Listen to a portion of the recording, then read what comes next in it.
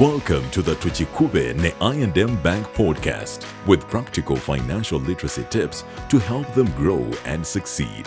In this episode, we share the remarkable journey of a man who turned 200,000 Uganda shillings borrowed from a friend into one of Uganda's most respected construction companies. Meet Nduhira Peter Arinaitwe, Managing Director of Challenger Uganda Limited. Before the multi-million shillings contracts and high-profile clients like MTN Uganda, Vivo Energy and UNHCR, inspired by a friend's advice and driven by a deep passion for well-built structures, Peter made a bold decision.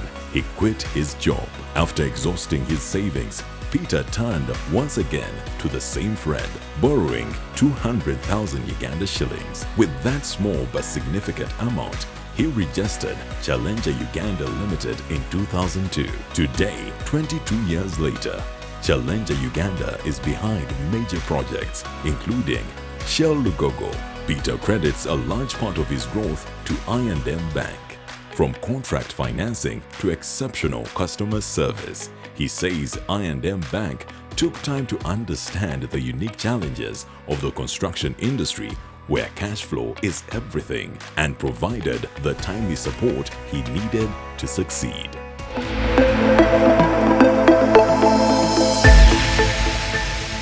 Welcome to another edition of the Tukikube ne I&M Bank podcast. As usual, your host Kasuku, and I'm here to take you through another interesting conversation with one of our people here at I&M Bank that we've been together with. And our guest today is Mr. Nduhira Peter. Welcome to the podcast. Thank you. And it's nice having you. Great to meet you. Yeah, as you've earlier seen, Mr. Nduhira. Yes. Oh, sorry, my bad. Is the managing director at Challenger Uganda Limited. Correct. Yes, Challenger, like we've earlier told you, they're into the construction business. And today we want to share a few things with you. We want to begin with your journey. Challenger, how do you start? Where do you get the idea? Your first client? How have we moved through the paces to where we are today? Yeah.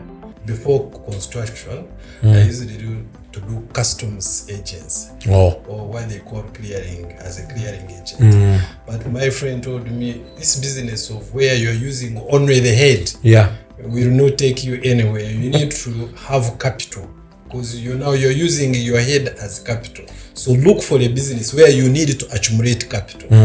And because I had a passion for good buildings, that's how we came into construction. And in 2002, there we started Challenger as a construction company. And we registered and we started looking for business. You started looking for business. Yes. So who did you get as your first client? My first client was actually Shell. You started big. Yes, I started big and I've kept the same client for 22 years. 22 years? Yes. So Shell, you were doing petrol stations? At that time, I was doing maintenance. Oh. Yes, breakdown, you go, the power has gone off, you jump on your pickup, run, go and repair, restore, and they work. Oh, so you're not just doing construction? That was then. That was then at the beginning. Yes, that was at the beginning. We started as just maintenance contractors. Okay. Yeah. Then you moved? Yeah, then we moved and developed the capacity until we started handling projects. So these things of customs clearing, you were working with URA or you had a private company you were working with? I had a private company I was working with, and when my friend told me, I said, within 5 years, trust me, I'll just quit. And when I made 5 years, I quit and I didn't know what I would do next. But now the idea of construction came. You know, there's something you've said. You said like, stop using your head just as the capital. Because I would go with my head. You get an entry, fill figures, and put your papers in customs. At the end of the day, you have money in the pocket, and the following day you eat or you drink, and the next day you still go with your head. You don't need money to go and do the clearing. All you need is a client. So the challenge with that is if the client is not there, you don't have business. You don't have business, and then you cannot dictate. No, you cannot dictate to the client that, look, you have to give me your papers to do for you this. Yes. If a better player comes in the market, or if your head gets older and you can't do things very fast, you're off the bucket. Yes. But yeah, well, most people say, the moment I got the idea, I moved. But it's good to hear you say you gave yourself 5 years. Yeah. So in these 5 years, you were researching. Or you just left it at that? You said, let me accumulate enough money? I just said, let me have some capital and let me go into another business. And when I told my colleagues I'm not coming back to this office, they were all surprised because I was active and they had trust in me. When I told them I'm not coming back, they were disappointed, but I had communicated that after 5 years, when I make 5 years, I'm done. I'm done with or without any other business, but I will not come to continue with this. And I did that. So the initial capital that started was from your savings? Not really, because when you are starting, you make mistakes. Yeah. When I left the customs agency, the little capital I had accumulated, I had the little boys around and they ate it all. Yeah, I was still young and we really enjoyed the money and we were broke. And so at the time, actually, the real registration of Challenger, the same friend who gave me the idea lent me 200,000 shillings. 200,000 shillings. And I registered Challenger. And most people give us the story of, I started in the village somewhere, I then got, but you've told us you started with maintenance with Shell. Yes. Did you know people at Shell? How were you able to, get that contract? I did not know any person at Shell. Once I got to know that Shell always has work. Yeah. I just started moving to their offices. And I started telling them, this is what I do. But in effect, I did not have the experience. Yeah. I only had an electrician who had wired my house. He's the one I used it to move with. That, look, we are good at doing maintenance of electricals. So you give us a chance and we will show you what we can do. And one gentleman said, look, let's give them a try. And we see. Yeah. They gave us a site that had problems, and we were there for 2 days and we sorted it out. And they said, no, these are good contractors. And that was the beginning. With your man? Yes, with my man. Is he still there? Yeah, he's still around, but he also became big and he started his own company. But we have moved on and we are still friends. That is nice to hear. So how has it been in the market? Isn't it very competitive? Yes. Especially as an indigenous company, a local company here. Yes. We have so many big players in the market. The market is really very crowded. I can tell you, every person will think that I can go and start construction and they will start. And we have so many players. But you keep there, and for us as Challenger, we have maintained our contacts with the multinationals and this corporate world, so we don't really go for individuals as individual clients. No, we just go for companies: Total, Shell, Hima, Lafarge. Oh, you're working with all of those companies now? All of those companies have offered them services. Yes. So what is that standout project for you that you've done and you feel like this is what I just point at it and everybody knows this is what my company can do? I don't have to say a lot. There are quite many, but the most recent one is Shell Lugogo. Oh, here? Yes. I've seen KFC. KFC, where there is also Java House. That is my product. Oh, And in a very short time. In a short time. So we just woke up one day, Yes. then we're like, what's happening there? Yes. And then, well, that's some good work that you've done there. Yeah. So that one, I don't need to give explanation of what I do. I just say, go and see Lugogo, or go to Arua, you'll see Total Arua. Along the way, of course, there's a time when you feel business is stuck. Yes, you feel like giving up. Does that time happen to you? No, it has come, and several times you say, okay, no, I can no longer manage this stress. I can no longer manage this business. And you even go home contemplating of writing a letter that telling your clients, I'm stopping business. But then you say, okay, still there are people who still trust me. Won't they get disappointed? Those who have been with me, for example, if you say Shell, after 20 years, you tell them I no longer want to provide a service. It becomes a bit tricky. It is tricky, so you keep there.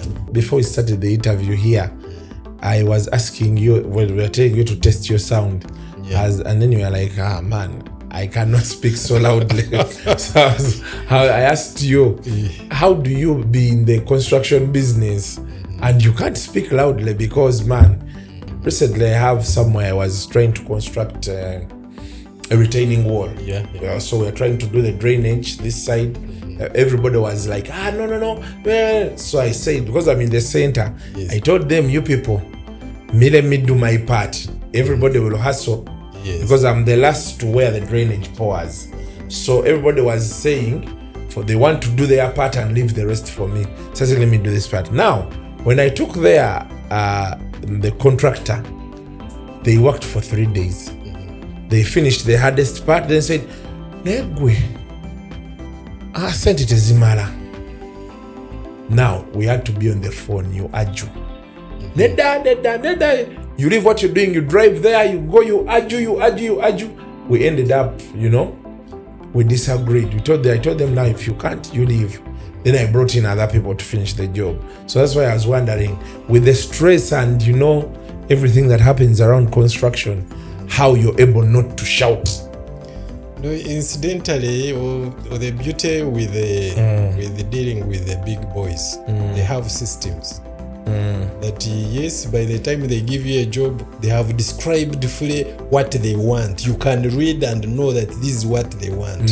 So you do according what they want, what they have described. Then you have engineers who go in the field, and you are dealing with one person who is supervising over 50 workers. So you don't need to talk to everyone. So even if you have an argument, it is your technical person you are dealing with, and you are explaining to him, please, we need to remain within the lane of our customer. This is what he wants, and we must deliver this. So, and we are employing a little bit technical and educated people. So, when you are explaining, they understand easily. So, what are some of the risks you have found in this business? Because it's big. We are not talking about a business where you say, I'm going to put 50 million. No, in billions. The area I'm in, I provide services to oil companies and banks. Now, for oil company, the major risk is actually safety, because you are dealing with a flammable product. You make just one mistake, there is fire. And much as they are competing against each other, but they have an association of oil industry where they meet and share information. So if I make a mistake in Total, I can tell you in the next 8 hours, it will be known in Haas, it will be known in Shell, it will be known in Rubis. So I will have no business. Then the other risk is we put in money up front. We invest in money. Now, this money is paid when the customer is satisfied. After the job is done. After the job is done, and not only one engineer who has come to the site, many of the staff and all of them say, the work is good, I think you can go ahead.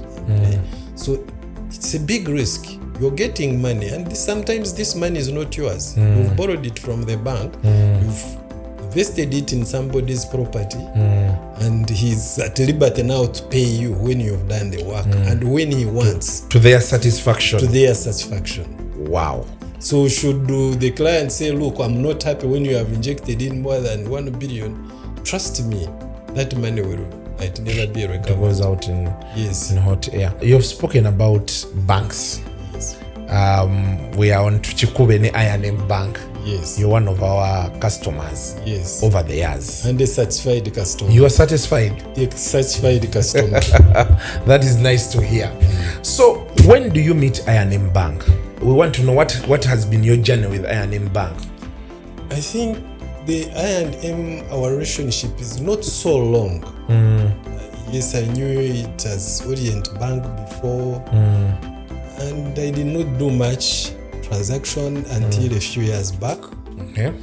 And I was disappointed with my previous bank, and I said I was looking for someone to understand my business. And once I approached I&M and I said, look, this is my business. This is the business I do. Construction requires money all the time. And the clients I'm working for are very impatient. They don't need stories. I&M was able to understand my business. And I can tell you, they even gave me money. They gave me money before I even gave them security. Yes. Wow. I don't know whether how many banks realize who can give you over 700 million without touching the security or having it in their own safe. But I&M were able to do that. I gave my credentials and they saw that I was dealing with reputable clients. Yeah. And they came along and really they have been good. And I can say I'm a certified customer. So if there's a person who is still hesitant about joining I&M Bank. No, I can tell you I have banked with most of these banks, big banks, with more bigger network than I&M. But I can tell you in terms of business relationship, I&M is at it. So the strength of your relationship with them is there. It is very beautiful. It's a beautiful relationship. That is nice to hear. You know, sometimes when you relate with someone for so long, there is that moment where they say, this one is bothering me. But what I have noticed in the I&M, that even us as business people, there's when you have a demand at night, and you're preparing somebody mind that, look, tomorrow I may need money, so find the language to use tomorrow. And you call at 8 o'clock and somebody is able to pick and discuss business. And for me, that works for me. Because that anytime I will call, I'll have somebody who will listen to me. That works for me. Your business moves on the dot. Yes. Like this. So if I&M Bank is always like this also, wow, then it helps you to... I can tell you, right now, even if you came and gave me money, I would not sell you my company. Oh. I would not. Wow. Because I said to do what? To get money, I can get money from I&M to keep moving. Wow. I've not heard of someone speak so well of something like you've done. You know, sometimes people may not understand the bank, that the bank is also a business entity. So when they give you money, you're supposed, it is also not their money. They are keeping it on behalf of someone, on behalf of the shareholder.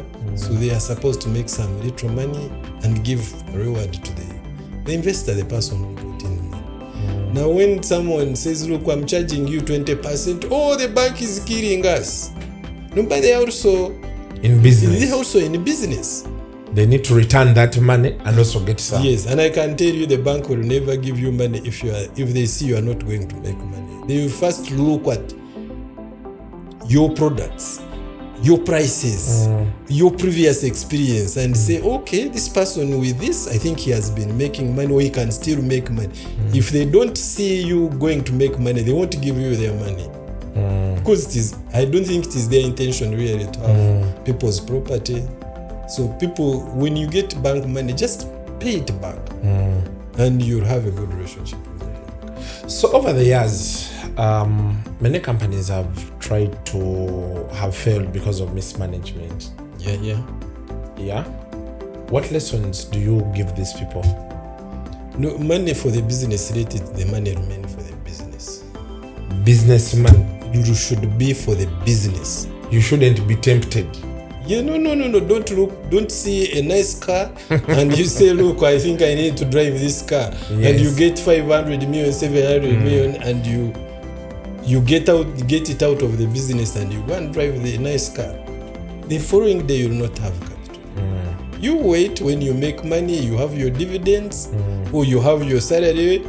You use that money to go and buy your nice car or build a nice house, but that money for the business remain for the business. So in a business like yours, when you're dealing with, heavy stuff, how have you been able to manage cash flow? Because most SMEs have issues there. How you balance, what goes in, what comes out, what we use on this, what we don't use on this. Most of the companies end up on their knees. Yes, true, because like the nature of our business, every day or every minute you have to spend. But to get cash, it is not like a supermarket where every entry there is cash. You wait maybe even after 5 months to get money. But then when you have a good relationship with the bank, then they come in and close the gap. Because for example, on my side, Challenger, we have a contract financing with I&M. And every time we get a new job, we have no worries. We just write an email, send an email and attach our LPO, our contract, and say, look, we got a contract of 1 billion, and I trust me, in the next 3 days, we shall have more than 600 million ready to go and execute the works. And then along the way, we also have various companies that we work for, so their payment schedules differ. So if I have a completed project with Total, I know in the next 2 weeks we will be paying. As I'm executing that one of Vivo, maybe also Rubis will be paying. So I'll have money to keep me moving. How does a company build the trust to that level? Like to a point where you feel like, we have now an LP of 1 billion. Within 3 days, I&M Bank will have given us money, and the project kicks off. When you are doing good things, they speak volumes more than the words we use. When the bank gives me money, I'm not saying that in a single day they came and said, "He is a billion." No, they started small and we grew each other. We grew up. We grew over time. And when they gave me little money, I paid it back. When they added more, I paid back. And so there is that degree of trust that, look, if we gave him 100 million, he paid. Gave him 200 million, he paid. We have given him 1 billion, and the money has come back without any hassle, without letters from the lawyers, without chasing after each other, without calling me that, look, man, you're hiding. No. And trust me, for the last 20 years, I've never received any email from the bank asking me, when are you paying? I've never. Wow. So which financial tools do you use to monitor your business? We have a system called SAP. Now SAP is a very interesting management tool system that helps you to show you how much you're sending out, how much was went into this project and how much you got. So it helps us to keep monitoring our business growth, and even where there are errors, we are able to really see them as early and say, yes, this project may not come out very well in terms of revenue, and we are able to identify where the challenge came from, either from the point of costing or from the management aspect, that the person who was managing the project did the mismanagement, whatever. But we believe that those systems are the ones that keeps us moving, because they really help us out. So you can see the health of... Yes, you can see the health of your business. So do you work with external people like auditors? Oh yeah, you have auditors who come and also check the health of our business, and some of these privately owned companies. There is that moment when the jobs are many. You even go and say, look for an individual and say, please bring in some money, because now you have exhausted all your sources of money. And the auditors will come and say, man, this is a big exposure. You shouldn't have borrowed. Maybe you would have gone and renegotiated with the bank instead of going to deal with this individual who is charging you 15% of 200 million. Even if it is a short time, it's a big exposure. Should you fail, we have those auditors who come help us. We have lawyers who come and advise us. Those are external service providers. They are professional advice. I've really had a wonderful time in discussing with you some of these things. As we wind up to leave this place, if you would go back, what's that one financial or business decision you would approach differently?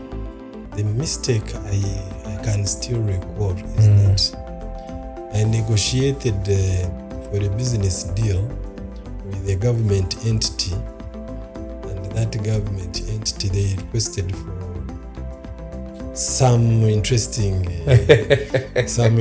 rewards. And those rewards were actually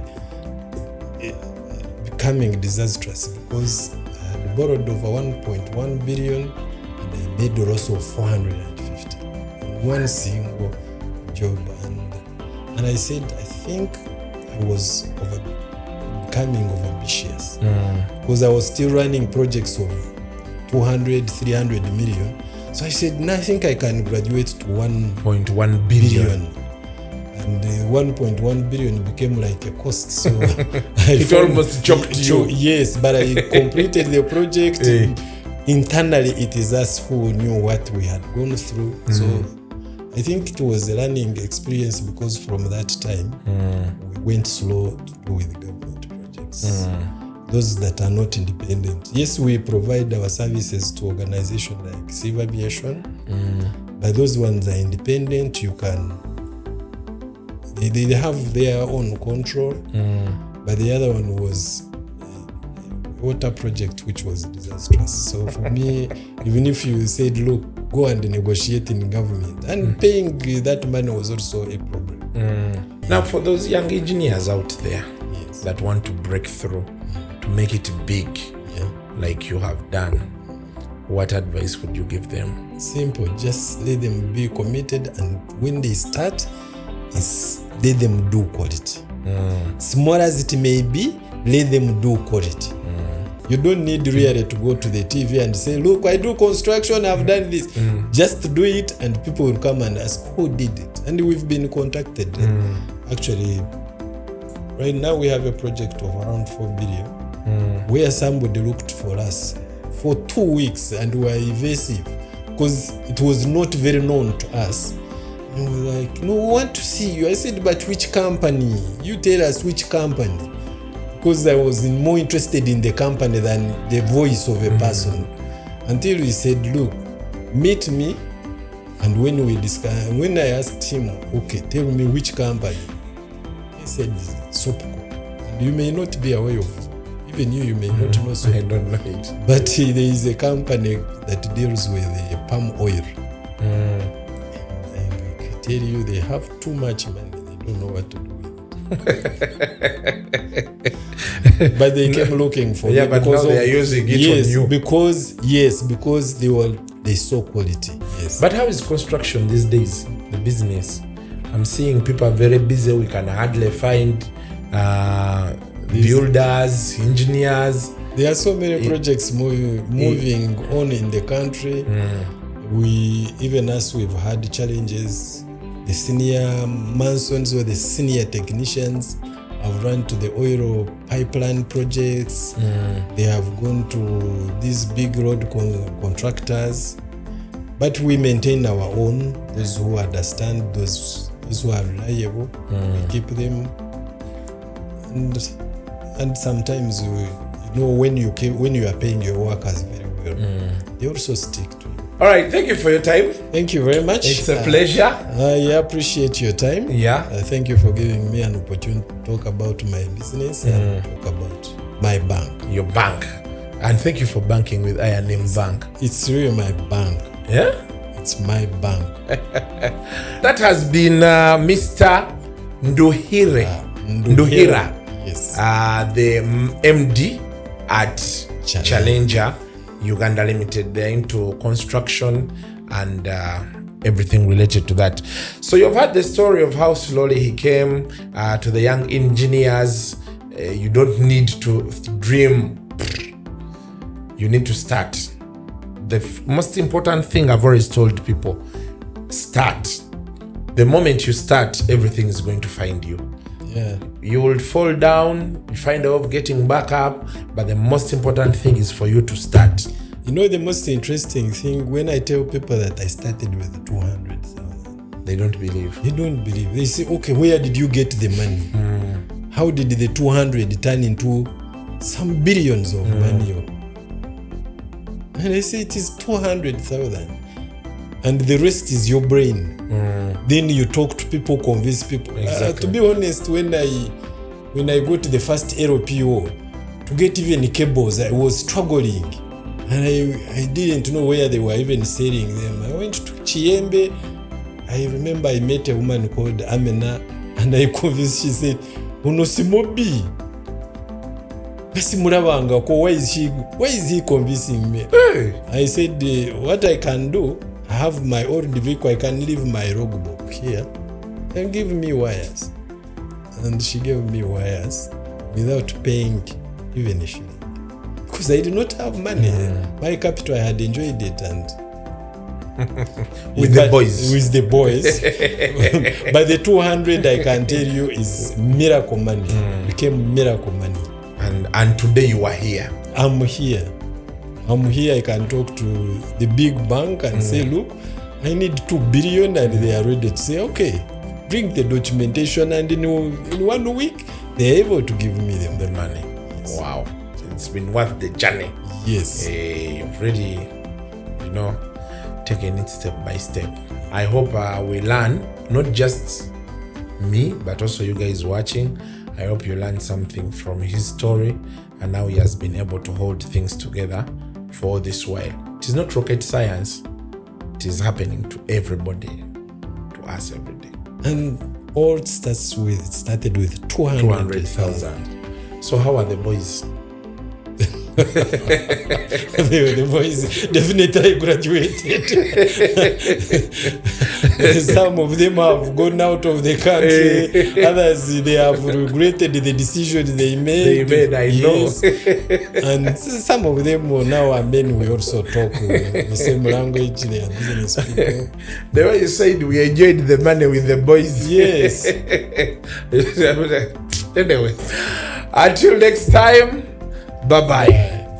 I&M Bank has introduced Tukikube I&M Bank, a campaign focused on bringing the financial literacy gap amongst small and medium-sized businesses. This campaign will primarily be driven through a podcast series featuring SME owners who have thrived in their enterprises. Financial literacy, an engine that supports business resilience and improves the survival rate of SMEs, is still lacking among many entrepreneurs, often leading to poor financial decisions, limited access to credit, and stunned business growth. Through this campaign, I&M Bank aims to empower SMEs with the knowledge, resources, and tailored offerings needed to succeed in the sector.